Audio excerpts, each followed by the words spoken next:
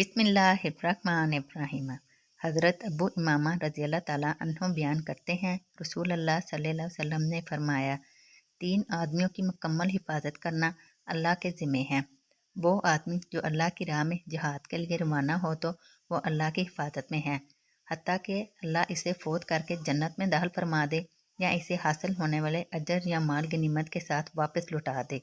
वो आदमी जो मस्जिद की तरफ जाए तो वो भी अल्लाह की हिफाजत में है, और वो आदमी जो अपने घर में दाखिल होते वक्त सलाम करता है वो भी अल्लाह की हिफाजत में है।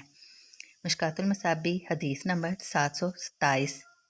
हज़रत अबू इमामा रज़ी अल्लाह ताला अन्हो बयान करते हैं, रसूल अल्लाह सल्लल्लाहु अलैहि वसल्लम ने फरमाया, जो शख्स बावुज़ू होकर फ़र्द नमाज के लिए अपने घर से रवाना होता है तो इसका अजर एहराम बांध कर हज के लिए रवाना होने वाले के अजर की तरह है, और जो शख्स सिर्फ नमाज चाश के लिए रवाना होता है इसके लिए उम्रा करने वाले की मिसल अजर है। और एक नमाज के बाद दूसरी नमाज इस तरह पढ़ना कि इनके दरमियान कोई लघु बात ना हो, इसका अमल इल्लियीन में लिख दिया जाता है। मुश्कातुल मसाबी हदीस नंबर 728।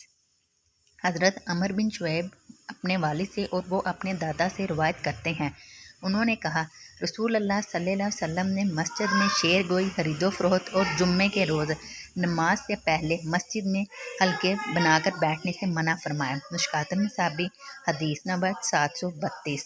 हज़रत अबू हुरैरा रज़ी अल्लाह ताला अन्हो बयान करते हैं, रसूल अल्लाह सल्लल्लाहु अलैहि वसल्लम ने फरमाया, जब तुम किसी शख्स को मस्जिद में खरीदो फरोख्त करते हुए देखो तो तुम कहो, अल्लाह तेरी तिजारत को नफ़ामंद ना बनाए, और जब तुम किसी शख्स को इसमें गुमशुदा जानवर का ऐलान करते हुए देखो तो तुमको अल्लाह करे वो चीज़ तुम्हें ना मिले।